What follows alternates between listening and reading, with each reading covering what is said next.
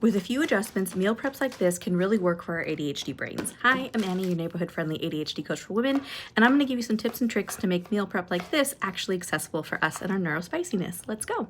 First thing that I would say is use a delivery app to order everything. She's got everything from Costco. You can use the Instacart same-day delivery for Costco if it's available in your area, or buy similar things like this from any of the bulk stores or grocery stores that you have access to.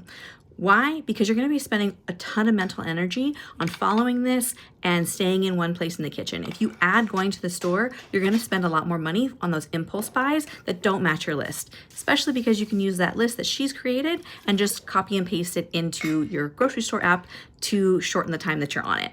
Also, I would make sure that I have headphones and something queued up that I really want to listen to and watch, and I want to make sure that I'm changing and adding ingredients that will make me actually want to eat this. No use in prepping it if you won't eat it. I hope that helps. Love yourself, love your brain, like, comment, and subscribe. We do this all the time. Bye!